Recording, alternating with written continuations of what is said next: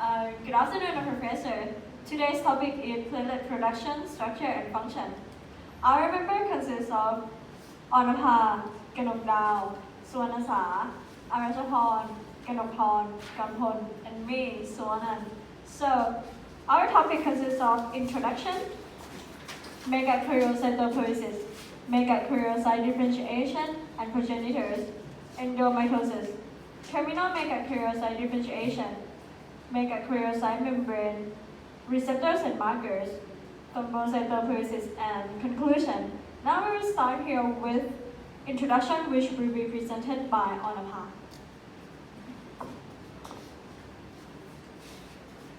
Platelets are nomenclated blood cells that circulate at 150 to 410 to the 9 power per liter, which are average diameter 2.5 micrometer. Platelets trigger primary hemostasis upon exposure to subendothelial collagen or subendothelial cell inflammatory protein when blood vessel injury. Platelets derive from unique bone marrow cell called megakaryocyte. Is the largest cell and with a multilobulated nucleus and abundant glomerular cytoplasm. They possess multiple chromosome copies. Next, megakaryocytopoiesis is a complex process that involves the commitment of the hematopoietic stem cell to the megakaryocyte lineage, proliferation and differentiation of progenitors, megakaryocyte maturation that produce platelets, regulated by thrombopoietin responding. This figure shows the cross-section of the bone marrow hematopoietic tissue. The nerve, artery, and veins run longitudinally to the center of the marrow. The venous sinuses extend laterally from the central vein to outer hematopoietic tissue.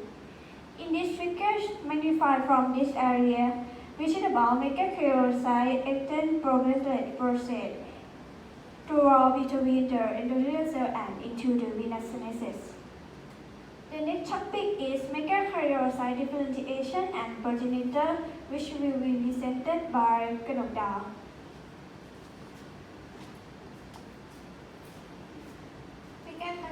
Megakaryocyte progenitor arise from the common myeloprogenitors.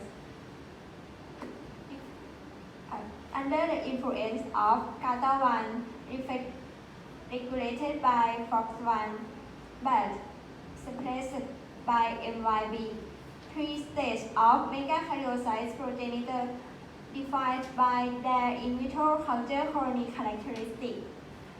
The first stage is BFU-MEG, the intermediate CFU-MEG, and the more mature progenitor LD-CFU-MEG. Morphology of three progenitor stages resemble lymphocytes and cannot be distinguished by light stain light microscopy. The BFU-MEG and CFU-MEG are diploid and participate in mitosis. Their proliferative properties are reflected in their ability to form hundreds or scores of colonies in culture.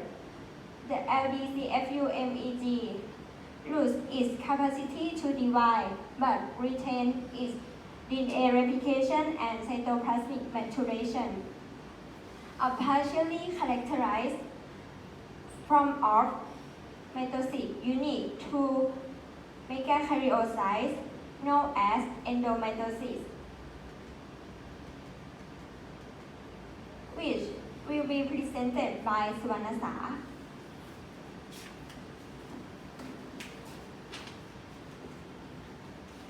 Endomitosis is a form of mitosis without cytokinesis.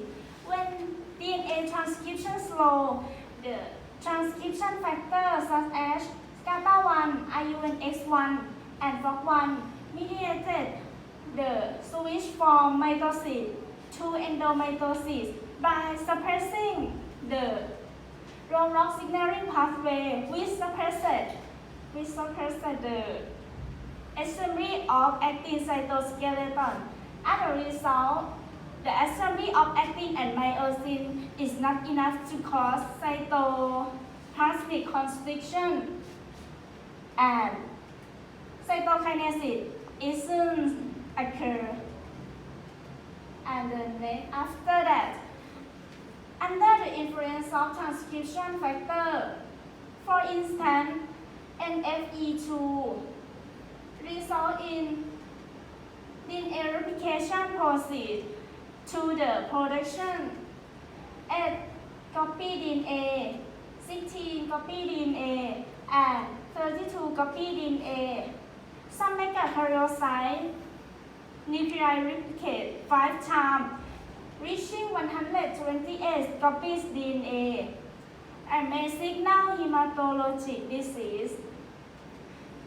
Megakaryocyte employ the multiple DNA to synthesize the abundant cytoplasm and differentiate into platelets. And next, Suvanan will talk about terminal megakaryocyte differentiation. So, as endomitosis proceeds, the megakaryocyte progenitors leave the proliferative stage and enter terminal megakaryocyte differentiation.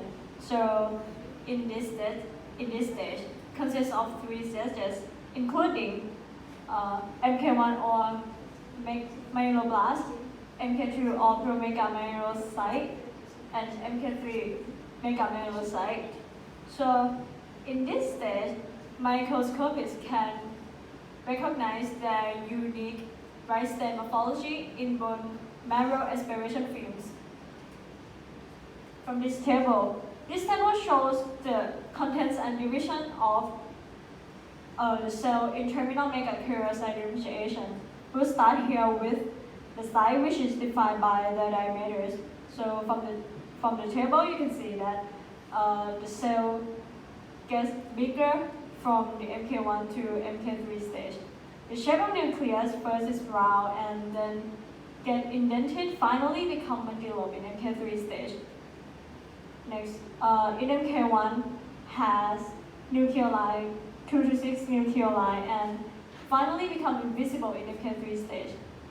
The chromatin firstly in MK1 is homogeneous, and it gradually gets deeply condensed in MK3 stage. Nucleus to cytoplasm ratio from the table, you can see that the ratio of nucleus gets smaller as the cell grows older. In terminal megakaryocyte differentiation has no mitosis but has endomitosis in MK1 stage, but the division ends in MK2 stage. Next, the cytoplasm. Cytoplasm firstly is basophilic and become granular and finally become eosinophilic and granular. Lastly, alpha granule, dense granule, and demarcation system all are present in terminal differentiation. So, even in terminal differentiation, the cells no longer look like lymphocytes, but it is still hard to distinguish megamyeloblast from bone marrow myeloblast. And this stage, the cell also begins to improve their cytoplasmic outer structure, including the demarcation system or DMS, which will be presented by Rajapon. The demarcation system or the DMS is a series of membrane-like channels that invade from the plasma cytoplasm that go inward to subdivide the entire cytoplasm. That you can see in this figure. This part of the plasma membrane has the DMS, and this is a magnification of this part of the picture. And you can see that this plasma membrane light channel to subdivide the entire cytoplasm to produce platelet. Nuclear locality is first identified by the indentation of nucleus at 4N replication by light microscope called promegakaryocyte or MK2 stage. As you can see in this picture shows that the nucleus is show the minimal indent nuclear locality here. Next, the megakaryocyte or MK3 stage is easily recognized at 10x magnification because of its size with condensed nuclear chromatin which is like a dark patches, and its cytoplasm is acyclic granular cytoplasm and platelet-like because of the spread of the DNS. As you can see in this picture, this is a rurality nuclear and the acyclic cytoplasm or lavender color. At full maturation, megakaryocyte will shed its cytoplasm called pellet shedding or thrombocytosis. The next topic is megakaryocyte membrane receptor and markers, which will be presented by Kanapong. From this table show that marker edit stage of megakaryocyte maturation detected by flow cytometry immunostaining, fluorescent in situ hybridization, or cytochemical stain. These all indicate at which stage of differentiation the marker appear and at which stage it each appear. The first marker is MPL or TPO receptor detected by flow cytometry appear as or state of BFU-MEG to pellet. The second marker is CD34 or stem cell marker detected by flow cytometry appear on BFU-MEG to LD-CFU-MEG. The third marker is CD31 or beta-3 portion of alpha to beta-3 or peroxidase detected by transmission electron microscope. Cytochemical stain appear on BFU-MEG to MK2, the CD4, the CD42 and pellet factor 4 detected by flow cytometry and one relevant factor detected by immunostaining appear on BFU-MEG to MK1, and the last marker is fibrinogen appear on MK2, MK3 and pellet. The next topic is thrombocytosis, which will be presented by Panpon.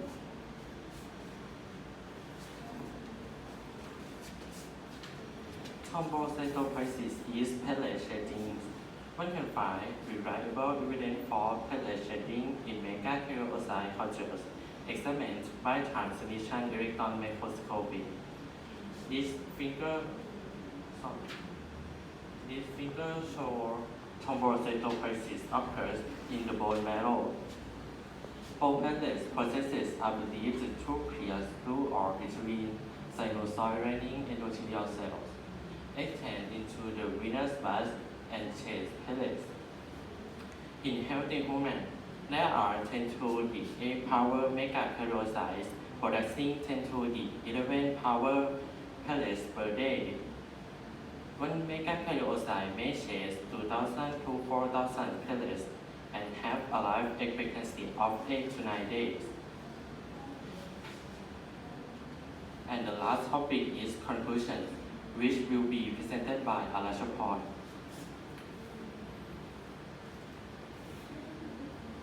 Platelet arise from bone marrow under the influence of TPO and DNA replication and cytoplasmic maturation is unique to megakaryocyte called endomitosis. And thrombocytosis is happen when the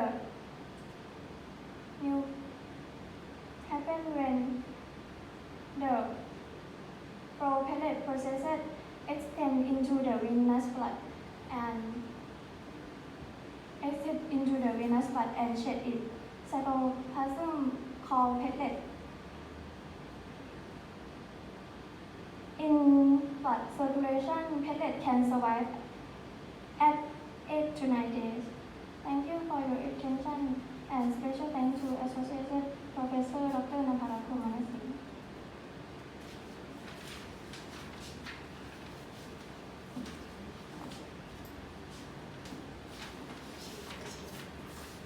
So that's all of our presentation today. If there are suggestions or questions, please comment down below. Finally, thank you for your attention. Thank you.